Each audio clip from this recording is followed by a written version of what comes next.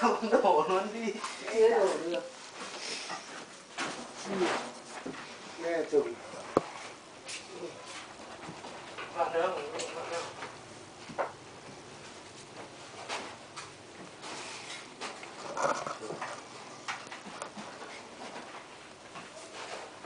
Tháo cái đấy kiểu gì đấy mọi người. Đi. Đây tí chắc là nữa.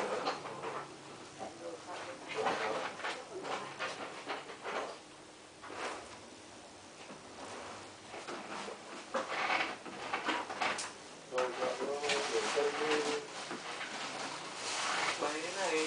Đây.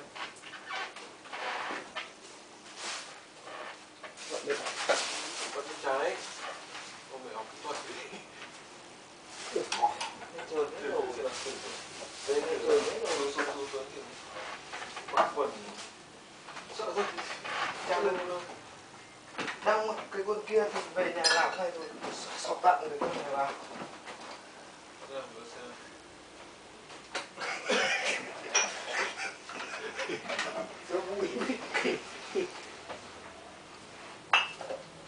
Trơn hết rồi. Ủa, trơn rồi. Có cái khác. Tháo cái này. Đây đây đây. Tháo đây.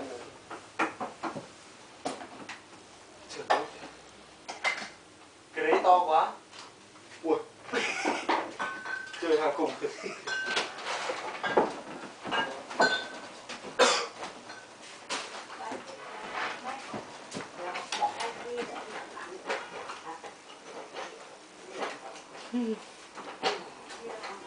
Không được. Đó. Trời nó kia mình đứng lên nó vân nó chặt. Vậy cái thang. Đúng rồi, như này là Đây bắt tay trái đây, bắt tí là tay trái này. vâng, không đang ở lưng thì thang lên thì nó là xong bây giờ Nó nhẹ. thì nó trong rồi. Cứ đẩy ra. Bù đi này. Để ra cái chân. Được, lỏng lắm. Lỏng. Nhấc được lên không? Giờ bỏ hết các cái kia.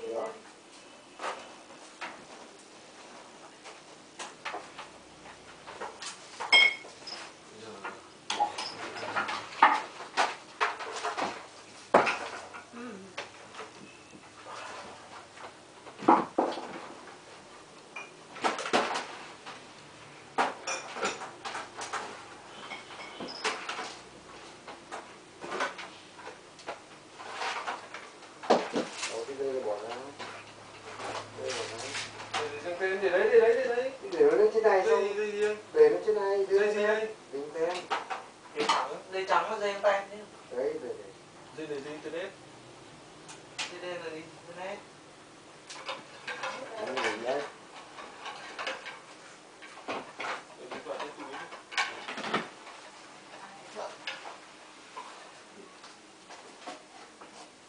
Nam bảo Giờ mẹ bê cái này đi. Còn con Nam bê cái ba.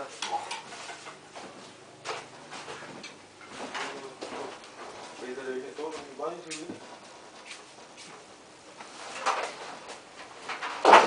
Từ.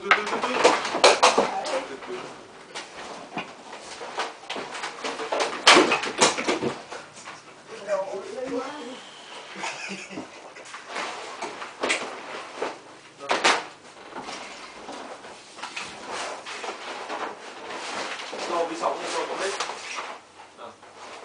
cái bán ấy. Đây cân rồi. Sóng bán để đây để chặt. Lên cam.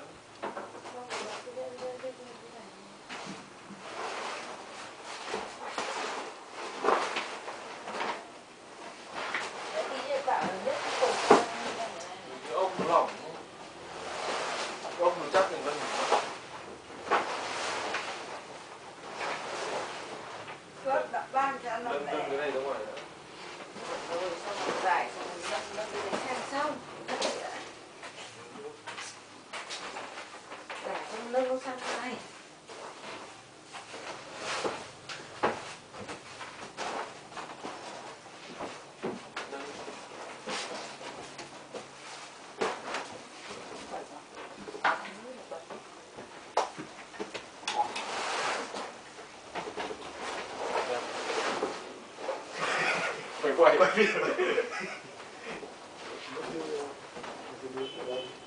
Đấy, bỏ cái giấy ăn cái lượng này. Đây, tay. Đây, internet cũ. Muốn. Nhưng mà, đây, internet. Đây là cụ vứt đi cũng được. Mà ném ra ngoài bây giờ nó lòng thòng được cũng được. Không cắt để kiểu như tạm này. Cắt đi.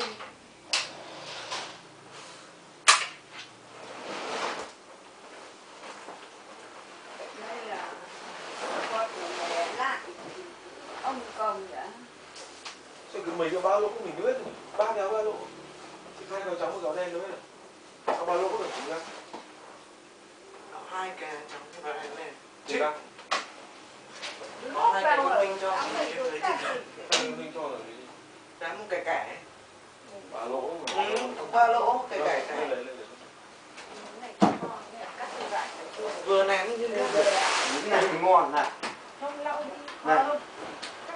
Quả như cái miệng lúc này nó Tỉ cái con ra. Ôi, cái con này ngon đâu. Có ba. Đi kéo BD ấy. Các cái là đẩy mất miệng với không đâu mất dài. Kéo lên quê vãi. Thề luôn. Nó Chào. Dỗ phải dày lắm.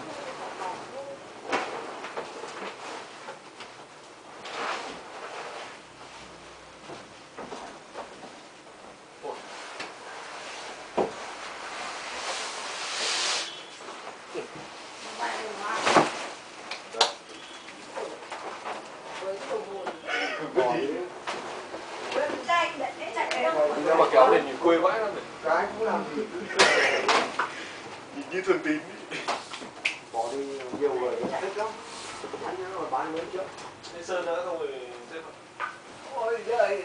Được cái đi tạp tới giả giờ đầu nát đã sạch xuống để ra luật để nó mơ. Sơn đi, đổ sơn ra đi. lăn đã xong rồi xếp rồi. Đổ sơn. Sơn đâu? Đang đổ sơn. Cái ghế đâu? Cái ghế đâu ngồi? Cái ghế xanh đâu rồi nhỉ? Đây như thế. Cái này. Đây. Cao quá khác. Đây vào cái gì?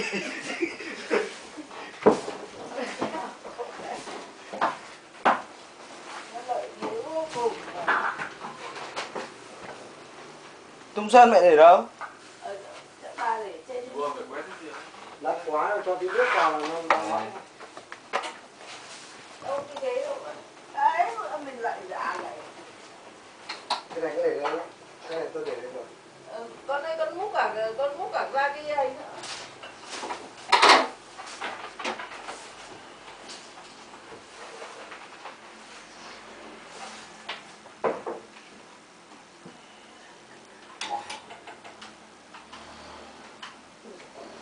Tường chỉnh cái màu này lên lại cũng đẹp nhỉ. Cái màu dùng này nhỉ. Vâng. Sao cái này nó tràn gì bật lên. Vâng nhẹ như thế. 5 lần bẩn. Không có cái vết bẩn gì nó ở trên. Đây, để sau này. Mà vứt cái này trên này lên đi. Lau cái trên này đi bẩn, cái trên này mới là bẩn. Cái gì đó. Cái này này, cái nắp tủ